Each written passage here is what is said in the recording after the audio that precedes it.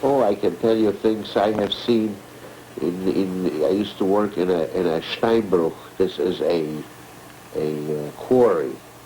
Some of these guards, for the hell of it, they used to shoot prisoners. When a prisoner was very weak, couldn't work, so the guard used to take a head and throw it. He says, "Go get my head." So that was an excuse that he wanted to run away. So he shot him. And this was taking place every day. I remember we used to have one guard. He used to have a German Shepherd. And I prayed to God that the bomb should kill him. And by God, it happened. So me and a few other guys, the guard asked us if we wanted to eat it. To him, this was funny, to let the prisoners eat a dog. And to us, it was a blessing, because we needed something to eat. So we butchered it up, we cut it up, and we had a big dinner, a big feast of a German Shepherd. It was very common. The last week in Buchenwald, before the Americans came in, I had seen bodies open, human bodies, and people were eating out of them. It was so bad, because there was no food to eat. They became cannibals. It is just, and you cannot even imagine. And I think the children should know these things. These things should be said. These things should never be forgotten. Imagine when he formed his government, he surrounded himself with the most vicious people, with Hermann Goering. He was the mastermind of the concentration camps. With Julius Streicher, he was the minister of anti-Semitism. Imagine, especially a minister of anti-Semitism. And he sent out magazines to all the German youths all over Germany, the Stürmer. And he depicted a Jew is a homosexual, a Jew is a disease carrier, a Jew is luring Christian children and has a sexual relation with children. That, as every Jew of this nature it is. And every Jew has a nose like an eagle, a round nose. And every Jew wears thick glasses. And they should watch out for a Jew, because a Jew is an evil of every source. But he didn't realize that these people that lived in his country has contributed so much. Why didn't the Jews fight back? With what?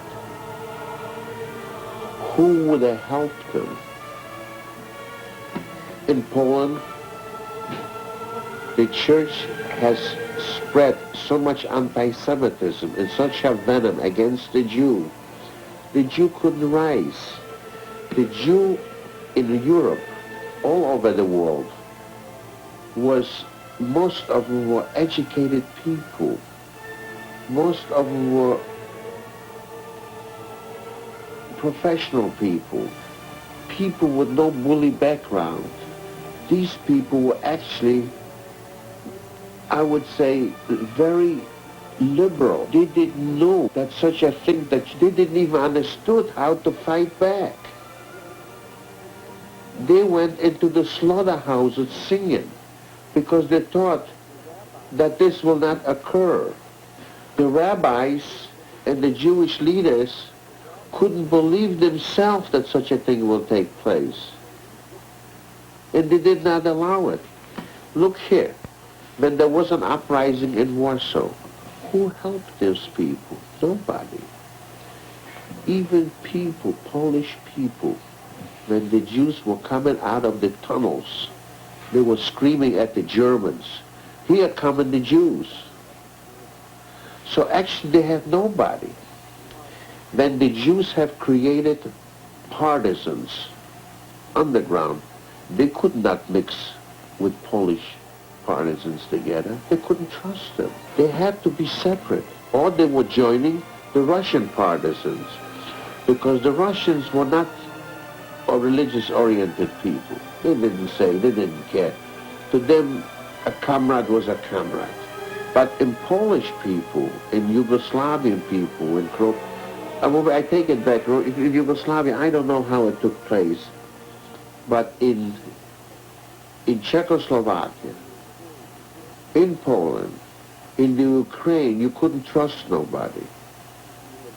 And especially being a Jew, these people would have betrayed you. Even you fought with them on the Russian side, on the Allied side. So actually, if the Polish people would have helped the Jew in Warsaw Uprising, it would have been a big success. And the weapons, what they got, they had to pay very high price for it. Very high price. It was not love. It was always a hatred. And the Jewish people, actually, I must admit, they were masochists. They went to the slaughterhouse.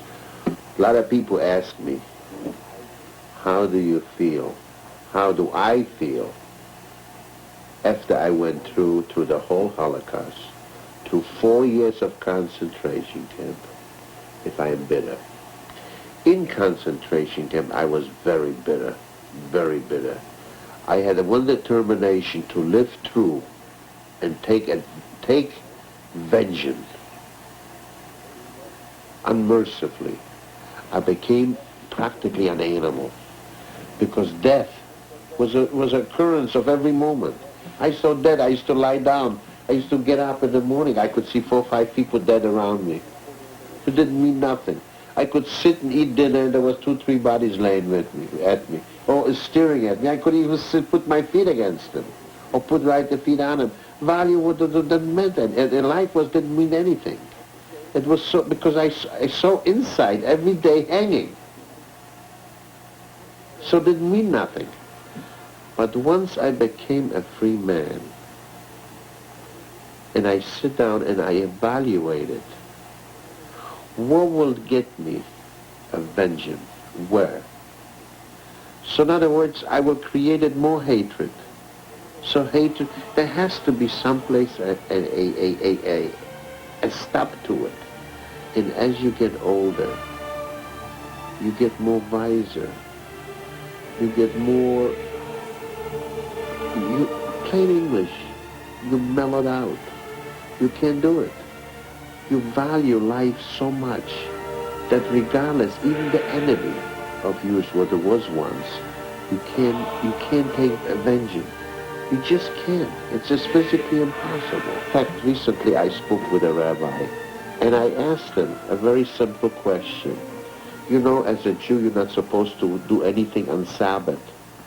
What would happen if a Gentile is drowning in the river? And I am a Jew. And you know what he said to me? That you're supposed to go and save his life. It doesn't matter what religion he is, because he is a human being. And this really put something in my mind, and it registered. And I go back and I think about it. Who is the man who drowns over there? I don't even know him. And I couldn't care less. But if I am around there, my moral duty, my feeling to another human being, and I value so much human life, I have to go there, whatever the cost is, because material thing is worthless. Sure, it's nice to have things, but there is nothing on earth what we cannot replace. Everything is replaceable. And if we don't have it, we don't have to have it. It's not essential. We can live without it. But life is too precious.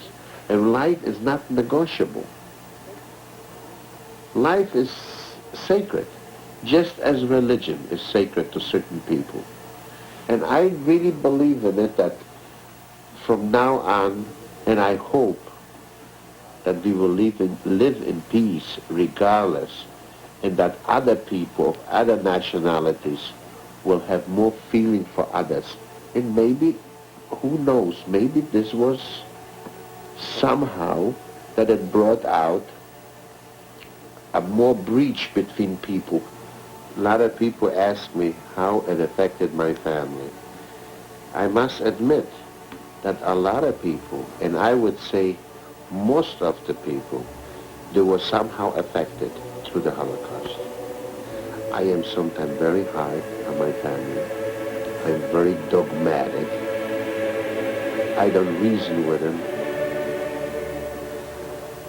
I blow up quick and quick temper, and then I realize that I make a mistake. And I wanted to apologize, but the damage is done. And I know I'm very hard on my children, very hard. And I'm not the easiest person to get along, very hard. And it hurts me many times. Many times I think about these things. And it's hard. But you try to do your best. And I didn't have to have any debriefings. I never went to a psychiatrist. I didn't need it any. I don't know if I need it or not. Maybe I need it. I don't know, but I never went to a psychiatrist. I lived in this country. I'm a law-abiding citizen.